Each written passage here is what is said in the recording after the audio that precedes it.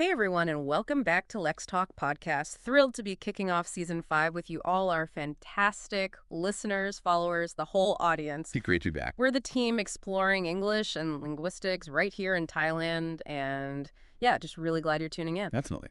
So today, we're doing a deep dive into something that's getting a lot of buzz among educators, parents, bilingual education in Thailand. A really hot topic. Exactly. Is it, the future for our kids? Does it unlock amazing things? Or is it maybe more complicated with some real challenges we need to figure out? That's the big question, isn't it? And it goes right to the heart of preparing Thai students for what's next. So when we say bilingual education here, what exactly are we talking about? Well, generally, we mean programs that use both Thai and English strategically to teach actual subjects. Like you might learn science concepts in English Okay. while maybe exploring Thai history, Thai culture, and Thai.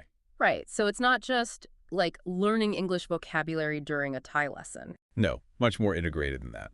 Our sources actually mention different ways this happens. There are these transitional models. Yeah, those often start with more Thai support, helping students get comfortable, and then gradually shift more towards English instruction over time.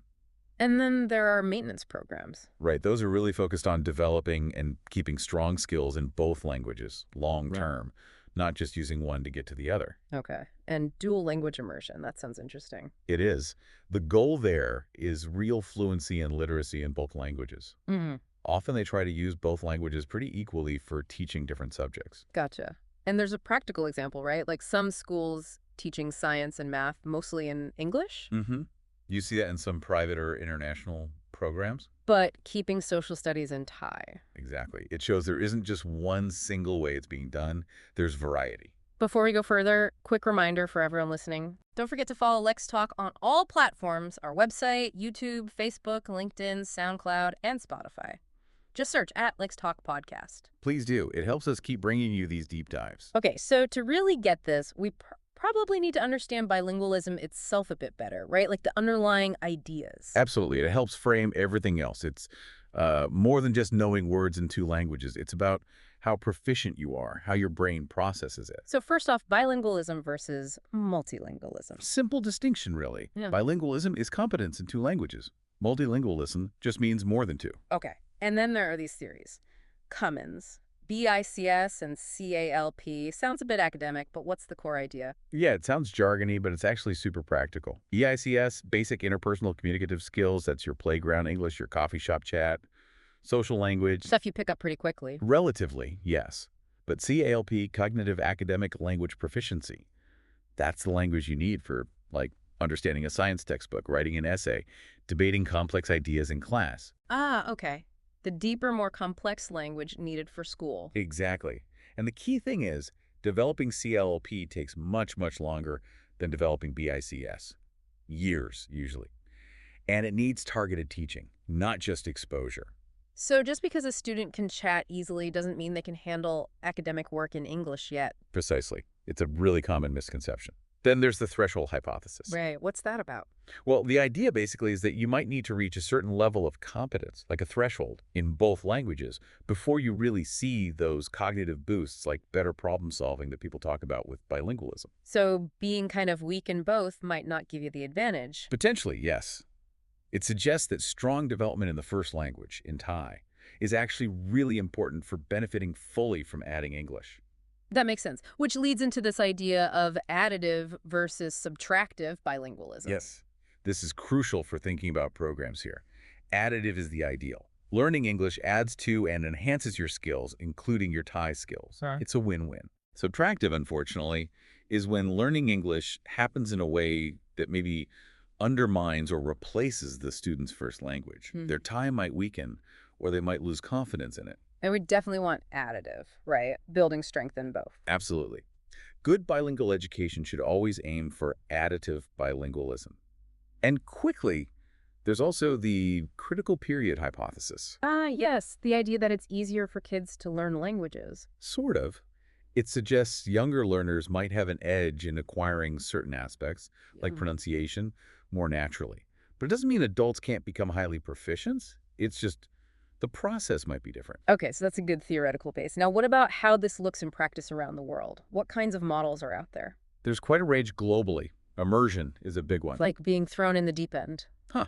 Well, sometimes full immersion feels like that, where almost all instruction is in the second language. But there's also partial immersion, maybe 50-50 English and the native language. We mentioned dual language programs already aiming for that balance. Then you have transitional programs, which are really geared towards helping students eventually succeed in a mainstream, perhaps English-only system. More like a bridge. Exactly. And then there's CLIL content and language-integrated learning. That's becoming quite popular. CLIL. Yeah, it's where you teach, say, geography through English, but you're also explicitly teaching the English needed for geography at the same time. It integrates the subject and the language learning. Interesting. Lots of different approaches. So let's bring it back home to Thailand. How did English education and bilingual approaches even start here? What's the history? It's quite a long story, actually. Formal English teaching goes way back to the Siamese monarchy. Initially, it was pretty limited, for diplomacy, for the elite. Right. But obviously, as Thailand opened up more to the world, the importance of English just grew and grew. And then more recently, there were big education acts. Yes. Reforms like the 1999 National Education Act and the 2008 Core Curriculum, they really started to formally emphasize foreign languages, especially English. So official recognition. And alongside that, government policies have pushed English learning, and we've seen this huge boom in international schools offering various kinds of bilingual programs, especially in cities. Okay, so it's been building for a while. Now the big payoff question. What are the actual benefits for Thai students when these programs are done well? Well, the potential upsides are pretty compelling. Let's start with the brain, the cognitive stuff. Okay. Research consistently points to enhanced executive functions.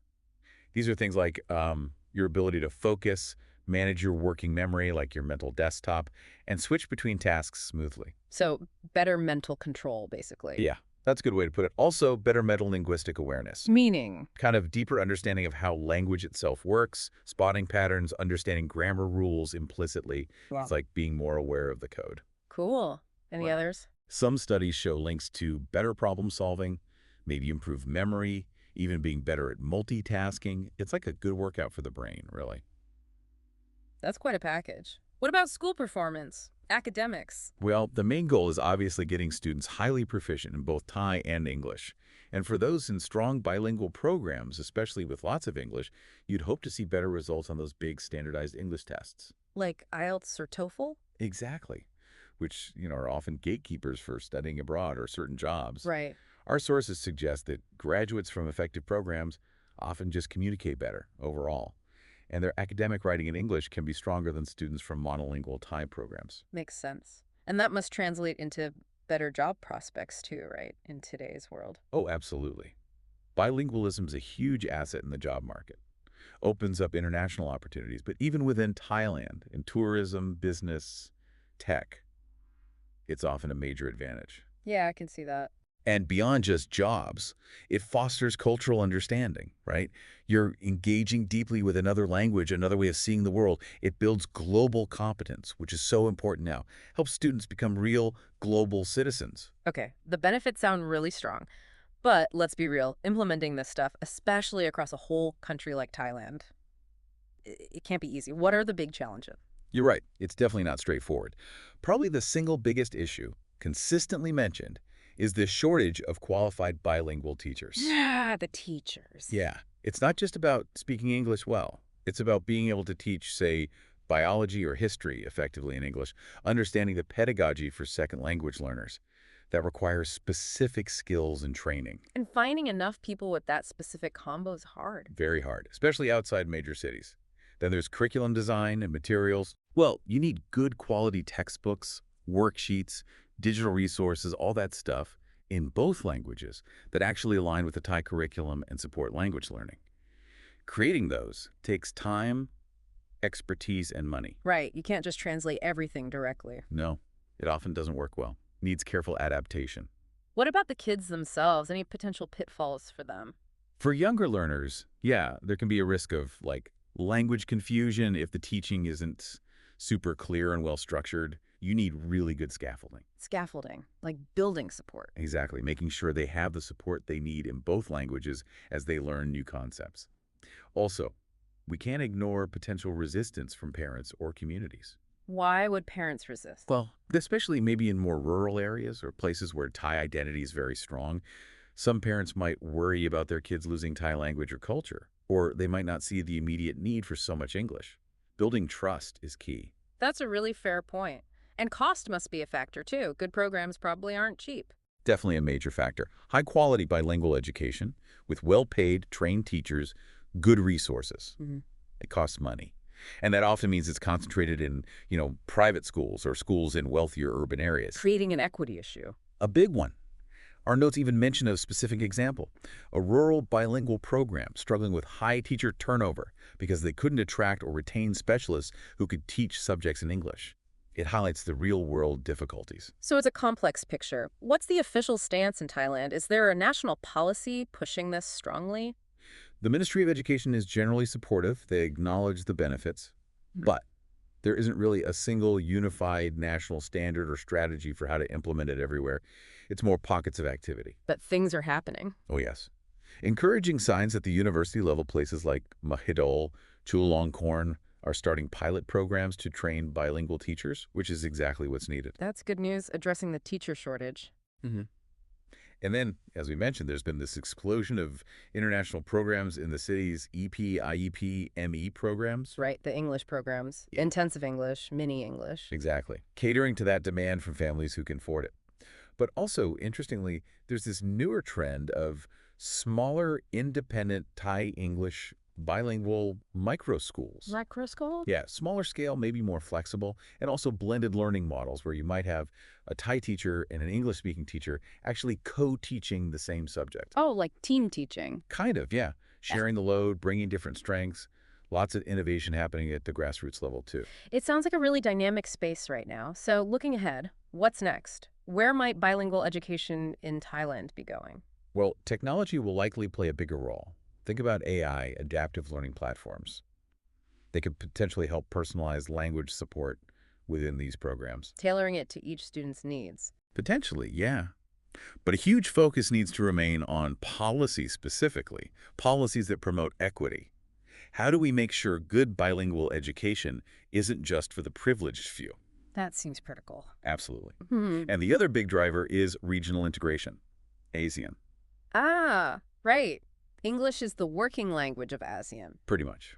So having a population comfortable working in English is really important for Thailand's role in the ASEAN economic community, for trade, collaboration, everything. Bilingualism is increasingly seen as key for that regional future. Okay, so summing up this deep dive, it feels like bilingual education holds massive potential for Thailand. Cognitive boosts, academic gains, career opportunities. Definitely. The advantages are clear. But getting there means really tackling those challenges. Training enough great teachers, getting the curriculum right, making sure materials are good, and crucially, figuring out how to make it accessible more widely. That captures it really well. It needs careful thought, real investment, and policies that support everyone, tailored for Thailand's unique situation. It does sound like there's cause for optimism, though, doesn't it? If we can focus on those key areas, teachers, community support, adapting the learning these programs could genuinely lift learning outcomes across the country. I think so, too. And for all of you listening, the educators, the parents, everyone here who cares about English in Thailand, you're part of making that happen. Your input, your experiences, they matter hugely. Absolutely. Well, this has been fascinating, a real journey through the world of bilingual education here. Thanks for unpacking it all with us. My pleasure. Always great to talk about this stuff. And make sure you join us next time. We'll be tackling another really important topic, the impact of education policy on English learning in Thailand. Ooh, that'll be a good one, too. Connecting the dots. Definitely. So don't miss it. And one last reminder, follow LexTalk everywhere. Website, YouTube, Facebook, LinkedIn, SoundCloud, Spotify. Search at LexTalk Podcast. We really appreciate your support. Until next time. Let's talk. Let's learn. Let's LexTalk.